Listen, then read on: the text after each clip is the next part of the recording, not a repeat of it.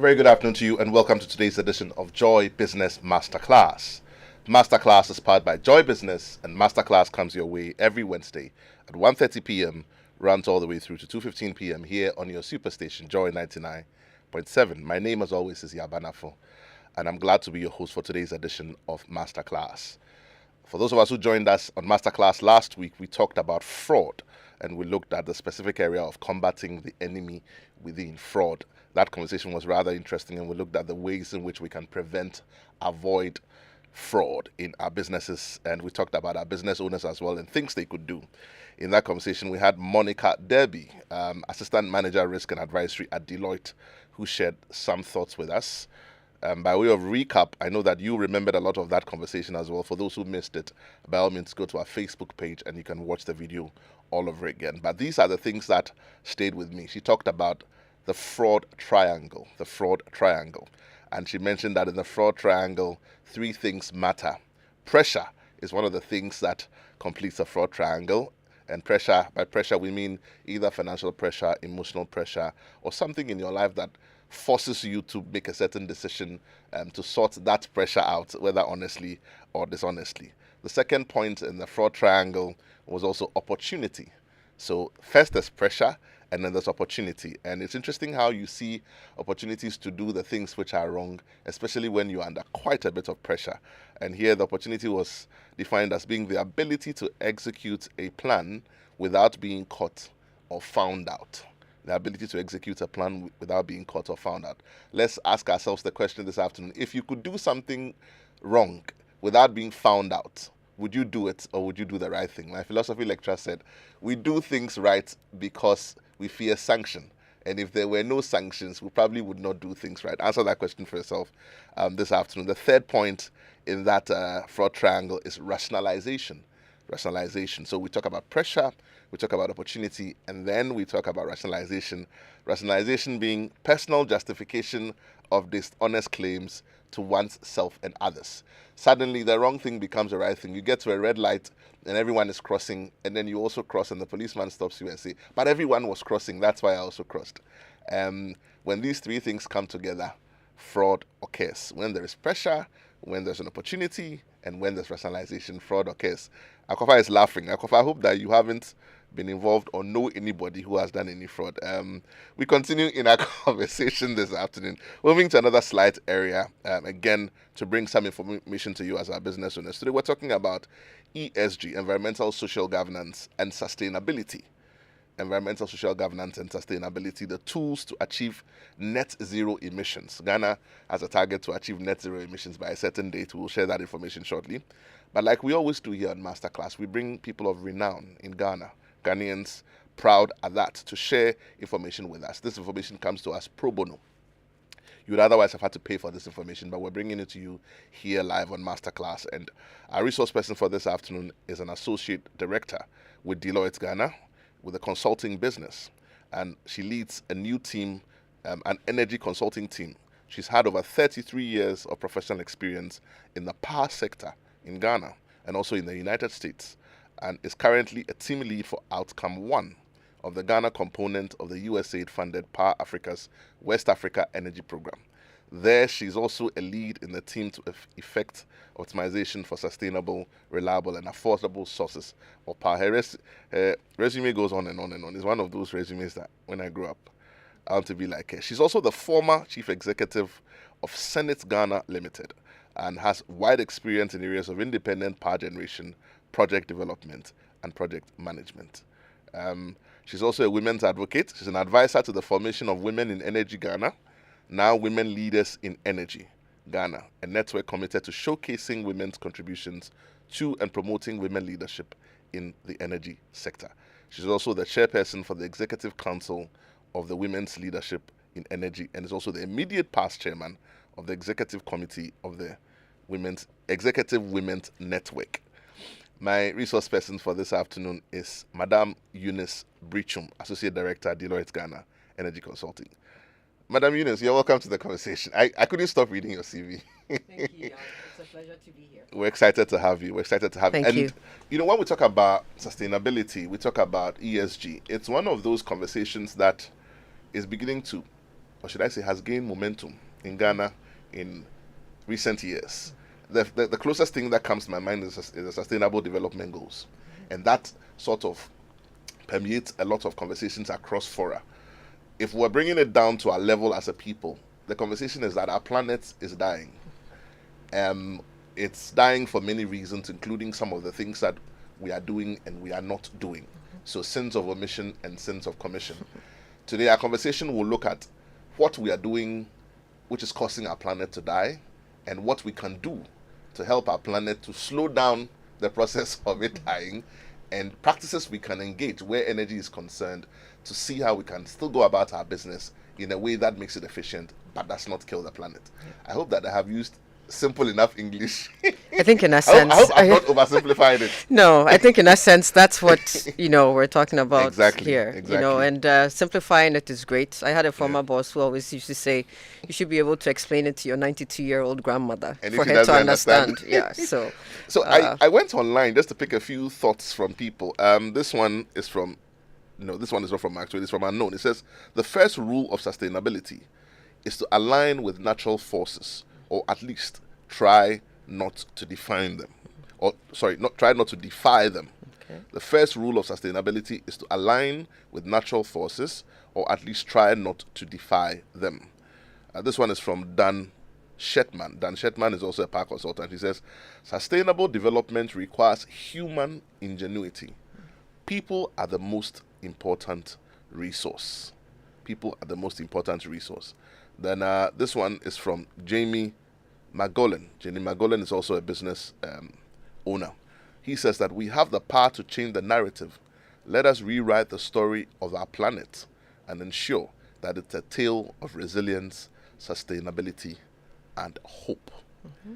Today in Ghana, in this day of our Lord, 19th June 2024, how does the conversation on ESG and sustainability affect the shop owner who's listening to us in Kokomlemle this afternoon? And how does it affect the big corporate company sitting along the same Kokomlemle streets this afternoon? Let's bring that conversation home to us in Ghana today, if you will. Yes. Well, I think you hit the nail right on the head when you talked about, sustainability and the quotes from the people that you mentioned. So what really is sustainability? It's been defined or has been referred to the ability to meet the needs of the present without compromising the ability of the future generations to meet their own needs. So basically, let's take care of what we need now, but making sure that we're preserving what would be needed, for the future generations. Right. And ESG, really is at the forefront of sustainability, which, as you mentioned, stands for environmental, social, and governance. And it describes issues outside of traditional financial reporting processes and oversight that can affect an organization's ability to create value over time. Okay. And these are issues that may impact many aspects of a business. Such as, the business model, innovation, any disruptions that can, affect the business's ability to continue and to be viable. And it touches areas such as leadership and governance, what we do with our people, the impacts that we have on the environment. So there's a component that looks at the society and the external aspect of things. And then we also look from outward inward. What things can we do to make sure that that we're creating, a sustainable environment and positively impacting our environment? And as you mentioned in the title, we mentioned that ESG and sustainability, how does that affect our net zero emissions and our targets that we have as a country to achieve net zero? And basically, I think, as you mentioned, net zero basically means actions that you would take to make sure that we're mitigating emissions or reducing, the impacts of the amount of emissions that we're creating, so that net we have a zero effect. Okay, and this is something that it's about the removal of emissions from the atmosphere, reducing the impacts of greenhouse gases, so that the impacts of climate change are properly managed and mitigated. And globally, countries have signed up to achieving net zero by a certain period of time. And in Ghana, in our case, we have developed a framework that says that we're going to take steps to achieve net zero by 2060. And there's other actions that have we've subsequently been involved in. This moving to that point is what is called the energy transition. What are the actions, what are the steps that you're going to take to achieve net zero by the time period that as a country we have stipulated and signed up to under the Paris Agreement that we will meet. Okay. Let me ask this question. I mean, it's just to help the conversation along. Yes. There was a summit in Egypt about sustainability and about power a couple of years ago. Do you think, from where you sit, with all the data that we have on, let's even talk about just waste management across the world? Okay, I'm not even talking about Ghana, and it's not a feel-good question. It doesn't mean that we should feel good about ourselves, but do you suppose that, though it's a very noble target to set, net zero, do you suppose that at any point we could achieve a net zero emission on Earth, on planet Earth? Well, I think it's a tall order. But we also know that we cannot continue with business as usual. And if anything, we have to take some steps to try and resolve the situation. I mean, it's a matter of survival, so I get it completely. Yes. It's you change or you die. Yeah. I mean, that's where we are now. So clearly, I think that it's not an unrealistic task, but as close to it as possible. Yes. We should strive to do that. Definitely. I'm just asking that question because you see, our way of life and our consumption patterns and our product philosophy across the world creates waste. It does, and which is why you asked the question about what the store owner at you mentioned in a market or Agbeglushi or one of the markets, what can they do, right? And I think a lot of it has to do with education. Okay, a lot of it has to do with education. Now, if we understand, and we can break this down to say, as individuals, obviously, yes, there's a national target and steps that we're taking as a nation to allow us to achieve net zero by the time period that we've stipulated. We spoke earlier before the program started about electric vehicles and the whole drive towards implementing standards even for charging stations, which are underway. There's a market study that has been done by the Energy Commission. There's a commitment from governmental levels to drive this, and hopefully for the private sector to also come on board and to help implement some of these strategies that we're looking at as a nation. And so we're taking some steps. I mean, there may be baby steps compared to other nations, but there's a lot we can also learn from countries such as India, for instance, who have gone much further along in the pathway to decarbonization than we have. And there's things as Deloitte, we often compare notes with some of our colleagues, and we're fortunate to have the ability, or we have the opportunity to learn from others who have taken some steps, and hopefully as we are able to work with different institutions, private sector and so on, to help implement those things, to say that, hey, look, such and such, this country has done it in this way. Obviously, the contexts are always different, but then we also have the opportunity to try and, produce solutions or implement solutions that work for us, whilst we're learning from best practices from other areas. So back to, the lady at Agbeglushi, or there's a lot about education. I mean, if we understand and know, and the messages are being sent, the public service messages are being sent to people to understand, the impacts that the waste that we're leaving in the oceans and in the gutters and so on, the impacts that all that is having on our environment. I believe that people would take different actions. I'd like to use an example. You mentioned, as part of our work under the USAID program, one of the opportunities that our team had was to implement some energy audits in several ministries, departments, and agencies, mostly hospitals. After we did the audits, we then went around and shared with some of these entities, the results of the audits, and then had a chance to provide some energy management training for a few of those entities. And the people that we trained, it was incredible. I mean, when they learned that choices that we can make as an individual, for instance, if you're going out to buy an appliance, to look at, the labeling on the appliance, the Energy Commission has taken steps to put in place standards and labeling and to encourage people to look at, make sure that you're buying an appliance that has at least a 3-star rating. Right. It's more efficient, you use less energy, and that also helps us to reduce our carbon footprint because we're using less electricity, and it's better for us in the long run. So when people learned some of those things, it was like the light bulb went off. And some of them, later on said, I implemented what I learned at home for myself, and saw, some reductions in my energy bill. And they also, committed to helping their administrations and their institutions to make the procurement officers and so on to make those right choices as well.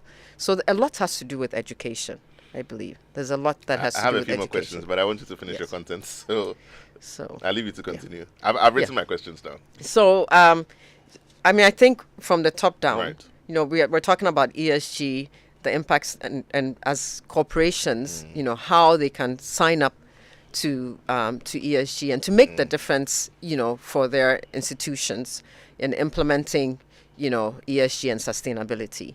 Now, as a country, there's been an enabling environment that has been created. I mentioned before that, yes,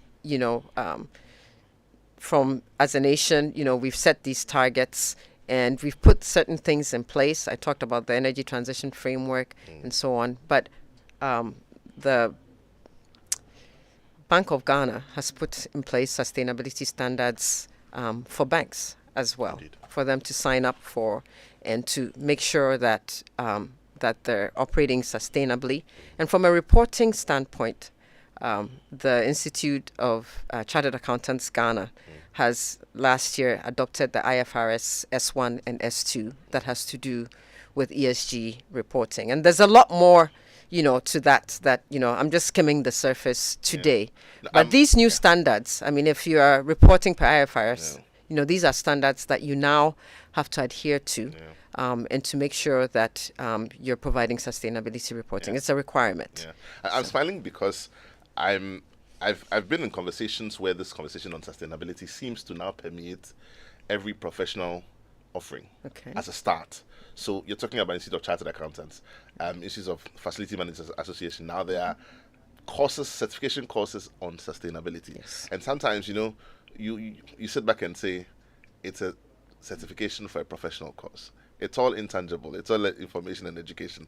How does sustainability play in that space? But I suppose that the constant education is bringing it to the fore because decisions are made under some of these professions. Yes. And the decisions you make result in actions that are taken, which result in a contribution to the emissions. And I was going to come to that help my listeners understand what are the menaces we're dealing with. Emissions. We're dealing with emissions. We're dealing with carbon footprint. How are those created? You understand that, but let's say if I spend too much power to the market woman sitting in Agulushi this afternoon, how does that contribute? If I use a generator, if I'm driving around in a car that's powered by gasoline or fossil fuel, how do those fumes pollute the atmosphere? For which reason this conversation on sustainability becomes important, which is why we've been coming back to the conversation on EVs. Just sort of simplify it a bit for a section of my listeners who need to appreciate why ESG is not a corporate thing. It's not a boardroom thing. It's not a big businesses kind of thing. But it affects me as an individual. And we can sort of taper it back to the individual as well, if you will. So maybe to use your example of the generator and, obviously that's a fossil fuel based, piece of equipment. Yeah. And, we're running that and creating carbon dioxide, which is a greenhouse gas. And that impacts, the ozone layer. And that's what leads to, the climate change and the risks from climate change that we're seeing. And so it contributes to the emissions, obviously, right? So I'll use a case in point. At my house, I'm fortunate enough to I have some solar installations. I also happen to have a generator. So, we've been experiencing doom, so I think everybody knows about that. My first choice usually is that I would like to run my solar system if I can. Now, that doesn't cover all my appliances, but it does a few things. It allows me to turn on some lights, some fans, maybe one refrigerator. But if I need to do more, like use an iron or whatever, then a generator helps. But then what are the impacts there? I have to run, that generator runs on diesel fuel. And that is a pollutant, right? Exactly. And so as much as possible, I would like to take steps to, balance the two. Use the generator when I absolutely have to, and then use the natural resource of solar when I can. So let me say this in a very stark and a very awakening way, that every time your generator is on, you are killing the earth. Yes, I suppose you could put it that way. You may be ironing your stuff, you may be getting your job done, you may be pushing that report through, but you're killing the earth. So what should I do? That's a question people ask. So in a large scale, I mean, that is why, you hear a lot about us using our renewable sources of power as compared to, fossil fuels. And the whole topic about trying to reduce our carbon footprint. I mean, that really is what that means. Precisely. When you say you're reducing your carbon footprint, right? At least we're trying to reduce the amount of, fossil fuels that we're utilizing for our different business processes.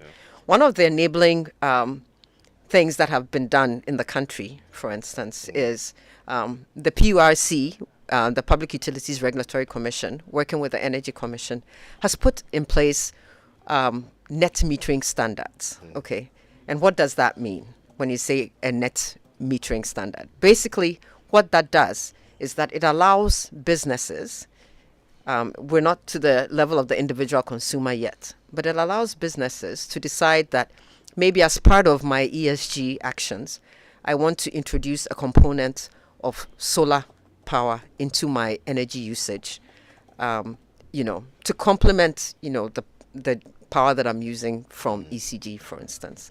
Now, you can do that because it makes business sense for you to do that, in case of reliability and just making sure that you have, smooth supply of power in today's environment. But you can do that as, an intentional decision as part of your ESG strategy. And we didn't get to talk about this, but why should ESG matter to an organization? Why do you care? And there's very tangible benefits that are available to companies that have taken the steps to put in place an ESG strategy and, have made a conscious effort to incorporate sustainability into their operations. There's definitely a brand differentiation for that company to be known as an entity that is, putting the environment at the forefront, or is taking steps to make sure that, that for them, that they can be a sustainable organization, but they're also contributing to the sustainable future of the country. It's almost become like the world has decided as a unanimous effort in the front to be interested in sustainability. So now, depending on, regardless of what you do, when you walk in the door, let's say you're going for financing as an SME, let's say you're going for funding from some bank, from some company, after you've passed all the tests on your business and your books and everything, the question they ask you is, show us a sustainability effort. It is very, very important. It is. You may think it's totally unrelated, but now it's become part of it. Yes. They ask you the question, okay, so what are you doing on sustainability? Because it's not only a decision that, we're going to make that important. We do not have a choice, because we're seeing the impacts in our climate, issues, in our environments, the extreme heat that is being experienced in parts of the world that typically do not see that, the heavy rains that we're experiencing. Everybody, in fact, it sounds a bit funny, but I had the effects of climate change. A driver that I know once asked me, Madam, I've heard that it's because of Galamsey that we're now, experiencing this extreme heat and there's so much rain and so on. Is it true? I said, well, anything that we're doing to unbalance our environment is having issues on the climate. Exactly. And these are, as a nation, and this starts all the way back since the 1960s. Impact investing became more important, to financiers, to the World Bank and the development partners, because we realized that if we do not take steps to protect our environment, to protect the future, and obviously that led to the SDGs, we're not going to be leaving, a livable climate for the generations that are coming after us. You're going to have to wear masks. Well, I mean, that may be one way. That may be one aspect of it. But I mean, back to the SDGs. I mean, and it also fosters innovation, because all of a sudden you're thinking, okay, so we realize that this process that we have is creating a lot of waste, or it's very energy intensive, or it's creating adverse impacts on the environment. What can we do? What can we do differently? How can we improve upon our processes? So that also helps, and it's tied to the SDGs as well. You've already spoken about the capital access. I've spoken about operational efficiency, and it also helps in mitigating risks. Okay, I mean, are there any events that could take place that could disrupt a business's operations, or the ability for it to continue to be liable, to stay viable? Because of environmental issues or risks that could come. And so you incorporate that into your ESG strategy. And then finally, there are people who want to work for companies that they believe are doing their bit to create a sustainable future or to operate sustainably.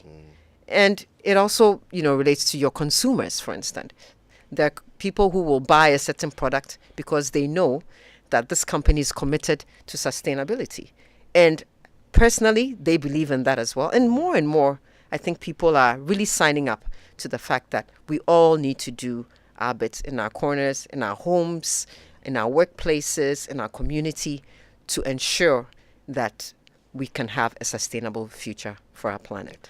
Let's sort of even drill it down to the individual. Are there any recommended practices, albeit very small and tiny and almost insignificant, that we could embark on, i.e., like you're saying, when you're making purchases of appliances, check the rating from Energy Commission.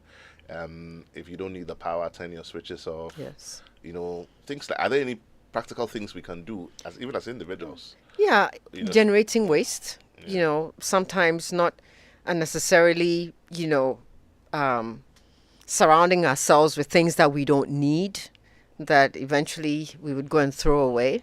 I mean, I know one of the challenges that we have, especially in this country, is plastic waste. I was hoping you wouldn't mention that. You're hoping I wouldn't go there.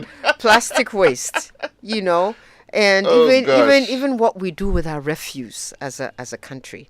In other parts of the world, I had the opportunity in a previous life to work on developing a piece of generating equipment that would use landfill gas to power, a generator to create, power, useful energy. Those are all things that, and we know the Zoom Lions and so on of the world have been, exploring some of these opportunities. But there's so much more that we can do.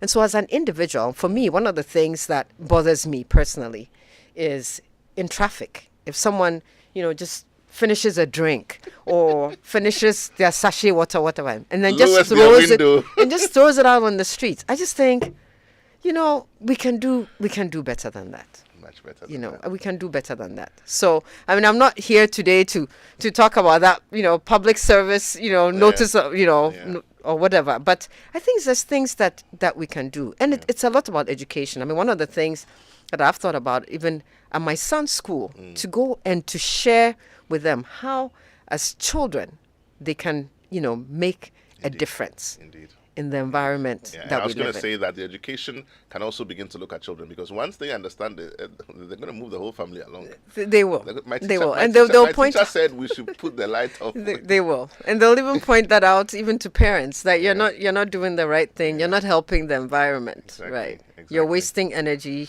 You're creating waste. Yeah. What can we do differently? This is an interesting conversation, but I want our listeners to also be a part of it. Time check is 2 p.m. here in the studio. We'll take a quick message from our sponsors. We come back after that.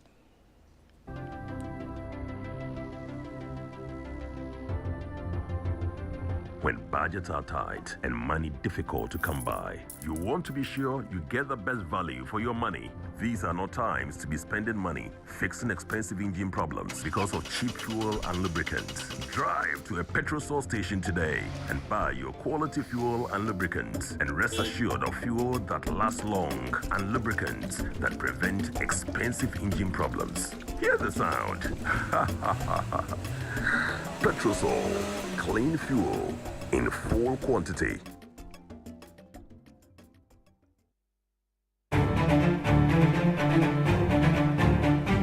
Your favorite on-air business development program, Joy Business Masterclass, is in session, and you can interact with us on Facebook via the Joy 99.7 FM or Joy Business pages. If you tweet, the handle is at Joy 997 FM or at Joy Business GH. Don't forget to hashtag JB Masterclass. You can also call us on 0302 216541 or send your questions and contributions through to the WhatsApp number 0551 111997, and our facilitators will address your concerns. Attention everyone, class is in progress. Welcome back. If you've just tuned in, this is Masterclass. We're interactive right now. Phone lines are open. Numbers to call 0302 216 541. That's 0302 216 541. You can also send us your comments on 055 on WhatsApp. If you're driving, please do not text while you drive. We definitely want you to arrive alive. But otherwise, send us your comments on 055 or pick up that phone, give us a call, 0302 216 541. Today we're here in the studio with Eunice Biritwum, Associate Director at Deloitte Ghana Energy Consulting. And we're talking about ESGs and sustainability. What does it mean to you? How have you been involved in it? Have you heard about it before? Are there things you are doing in your company now that helps the planet? Our planet is dying. We're talking about climate change. We're talking about the fact that the seasons have changed. It's not raining when it's supposed to, and when it does, it rains a bit too much. And our actions as a people, our consumption patterns, our decisions, our business decisions are creating challenges for us. A lot of waste, which we're not able to recycle. Landfill sites generating a lot of greenhouse gases, carbon footprints, generators. How do you feature in all of that conversation? Pick up that phone. Let's learn together as a people so that our businesses can also become better and our nation can become better. I think I have a caller on the line. Good afternoon. You're welcome to Masterclass. Your name and where you're calling from. Hi, my name is Yaw, and I'm calling from Ghana. Good afternoon. Yeah, I didn't get where you're calling from. Sorry. Calling from Ghana. From Accra. Okay. Talk to us, yeah. So, two things. I wanted to understand the benefits of ESG to businesses. I don't feel like are practical to the everyday Ghanaian or to kind of Yeah, I'm struggling to hear you. If you could just reposition yourself slightly and keep talking to us. I'm really interested in what you're saying. Okay, can you hear me now? It's still a bit wonky. Maybe you should move 2 steps back from where you are standing. No, unfortunately, I don't think it can work. Oh dear. I would like to discuss this further. Otherwise, yeah, do send me a WhatsApp on 055 I want to read your message. Phone lines are still open. Numbers to call 0302 216 541. Unfortunately, I can't hear Yaw very well, so she will send us her message. Please pick up that phone and give us a call. But Eunice, I think there's some more content you wanted to share before the conversation got exciting. So Yes. maybe let's share that while we wait for the phone lines. All right. Yes. So, so maybe there's a company that's listening to what we're talking about. They've heard about some of the benefits of having ESG be an integral part of your operations. And the question is, so what do I do now? Exactly.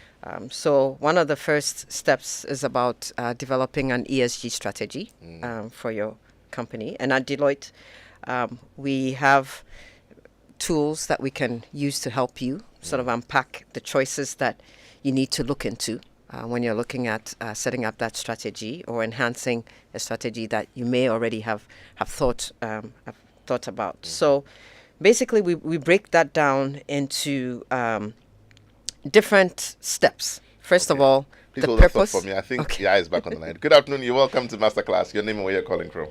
Yeah, my name is Donko. I'm calling from Sakumono. Good afternoon, Mr. Donko. How's Sacramento this afternoon, sir? Oh, Sakumono is doing very well. Only some filth is trying to engulf the lagoon. and this is more like, I could say in quotes, officialdom. Wow. Yes, officialdom, because you see the the Sakumono Lagoon. Yes, sir. At the far end where the rail line is, where we normally pass to join the Sakumono Village Road. Yes, sir. Behind it, the rail that you can see officially or not officially, Tema West Municipal Assembly is dumping, is creating a landfill over there. And it's approaching, in fact, not approaching, it's filling up the lake, the lagoon. Right. When you are driving, you can see that they pile up, they let their people come and dump over there, and then they use earth to cover it, and then it's approaching. So unofficially, or makes it, as it's from Tamawek, they are officially they are filling up the lagoon. I don't know whether it is not come to their attention, but it is their trucks that come over there to dump over there. I drive and always I see that the filth is coming up, it's filling up the lagoon. Right. And nobody has been able to bring to us officially. As I brought it, I believe it will come to their attention. They are filling up the lagoon with the waste. Indeed. And I'm very happy that Mr. Donko, you've called and shared that with us. I believe that the authorities are listening. We need to do these things together as a people, consciously, so that we make the right decisions. Thank you so much for calling us. That was Mr. Donko from Sakumono. Phone lines are still open. Numbers to call 03022165541. You can send us your comments on 05511119997. Have you had any similar experiences? What are you doing in your company or in your business or even in your home? How do you understand this entire conversation on sustainability? I think I have another caller on the line. I lost the caller there. Please pick up that phone. Call me back, 03022165541. Before that call comes through, you're going to share the different types. Yes. So I was talking about, the different aspects of putting together that strategy. So we started with the purpose, and then there's an aspect of governance. So you definitely need to make sure that you're establishing the organizational capacity and oversight, to starting with the role of the board of directors concerning ESG as an economic imperative and as an integral part of a business. And then you would look at risk management. So what are some of the things you'd execute, a systematic approach at looking at what are the areas that could pose serious risks to the business and its operations? Yes. And especially trying to look at the environmental and societal aspect of that. Impacts as well. Impacts as well. And what could be disruptors, to, the business flow. So you would look at that. And then once you've identified the risks, you would want to put in place key performance indicators and targets for achieving certain, outcomes to monitor your progress in implementing your ESG strategy. Right. And at the end of it all is the reporting and the assurance. I've already spoken about the IFRS standards that are in place, but using data, collection of data, to make sure that you are reporting to those that would have an interest in what you're doing as a firm to promote ESG and sustainability. That information is available.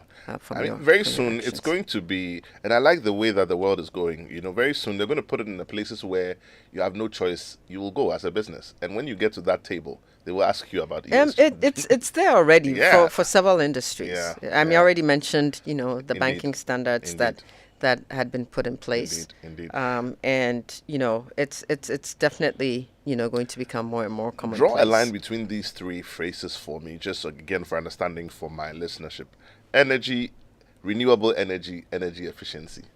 Just in very few simple words, if you will. Okay. Yeah. So basically, energy is the ability to do work, Exactly. right? Using different sources, and there's various sources of Maybe you should of share energy. some of those sources as well Okay. for education. So you have mechanical energy, obviously, energy to lift Yeah. or to to do mechanical actions. There's electrical energy, which gives us our light, for instance. Thank you, Thomas Edison. It's okay. Yeah. So just to talk about those two, Yeah.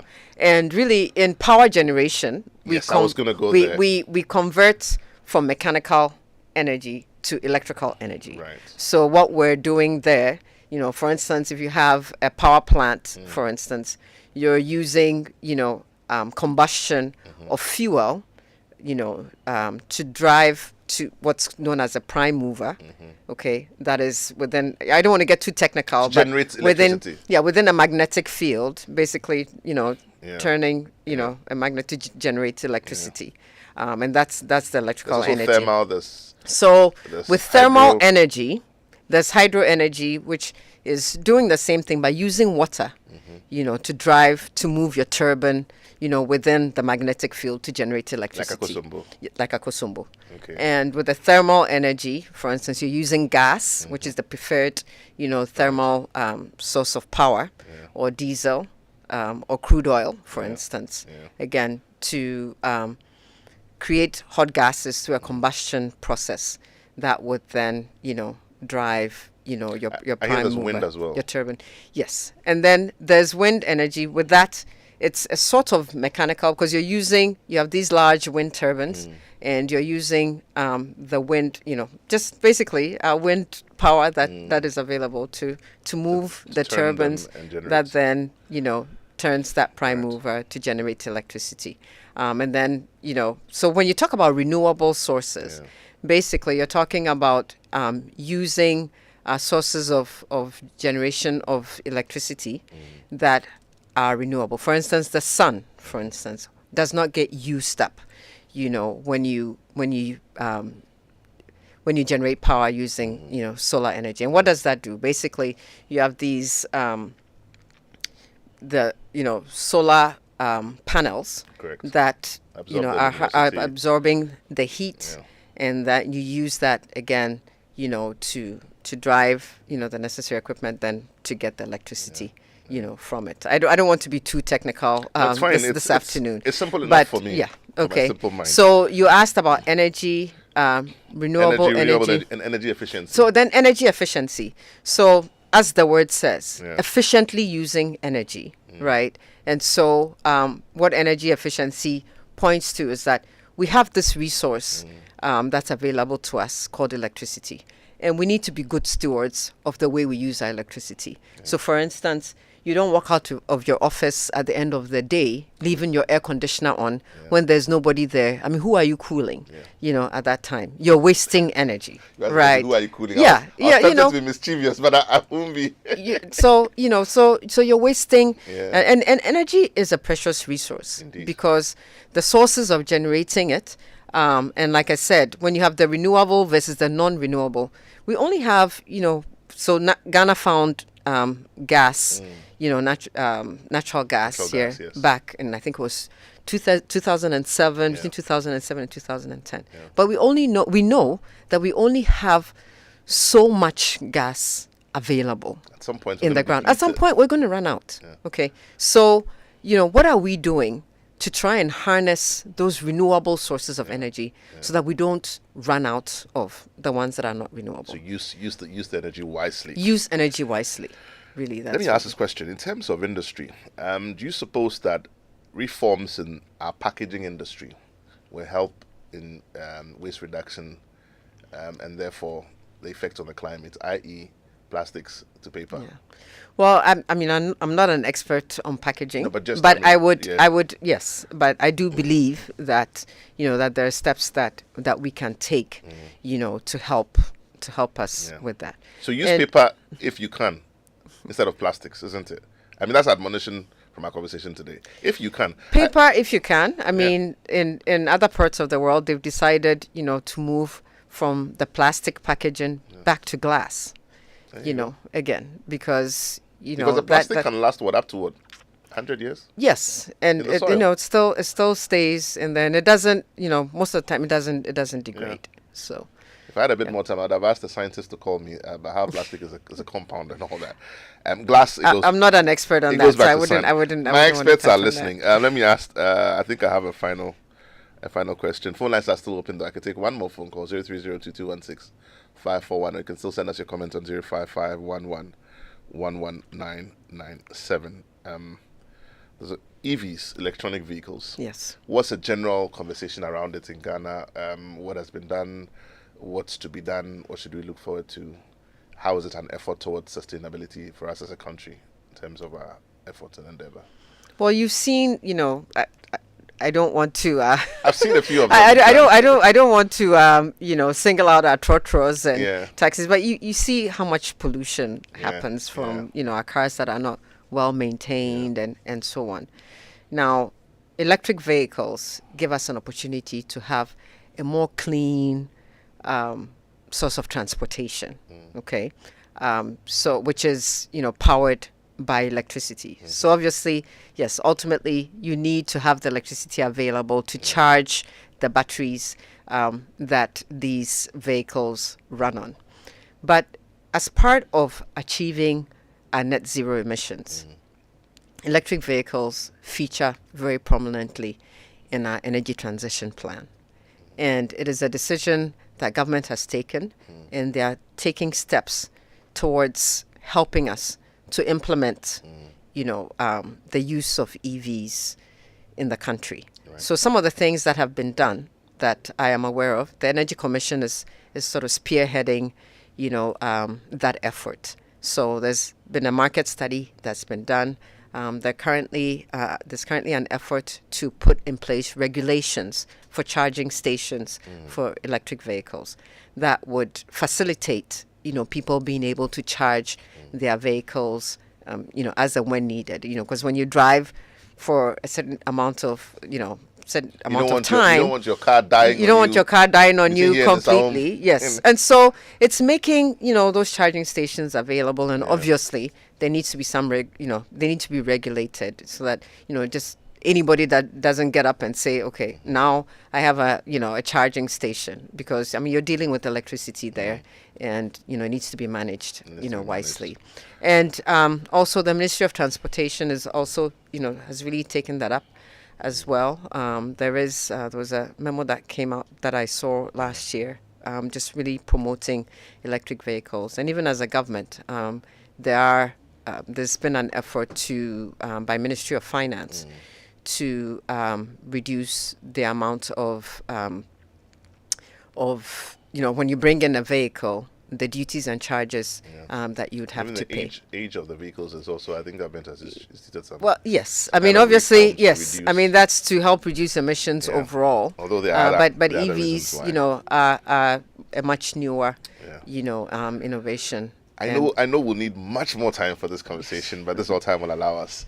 What's our takeout from this conversation? What do you want our listeners to remember from the conversation on ESGs and sustainability? So what for the corporations that are listening, I know we didn't get to talk as much about that. At that level, yes. But there is Deloitte has been very involved with the whole ESG and sustainability, framework and implementing that. We were very involved with the Institute of Chartered Accountants Ghana in implementing the IFRS S1 and S2. There's more that people can learn. There was a workshop that we put on in May on the new reporting standards that have to do with ESG and sustainability. Right. And in July, we have a follow-on workshop actually that we're leveraging with our colleagues in South Africa to share experiences on, now that these new requirements have been implemented, what next? Right. Okay.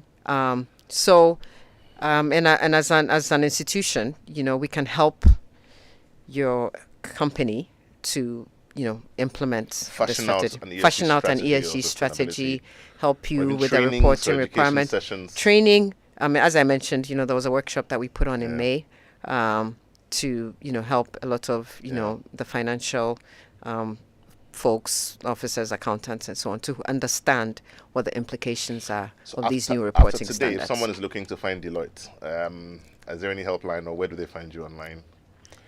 Yes. So, I think my Just go online information and say Deloitte, is right? available. Deloitte Ghana. Yes, but Deloitte Ghana, you'll get help from our risk advisory group, from our assurance team. They've been very involved with this.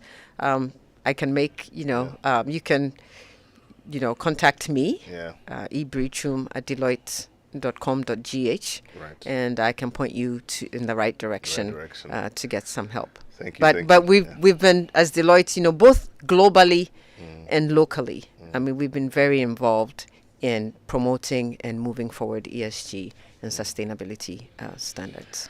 Thank you so much. Eunice Biritwum, Associate Director, Deloitte Ghana Energy Consulting, sharing some thoughts with us there. ESG and sustainability, the tools to achieve net zero emissions goal by 2060.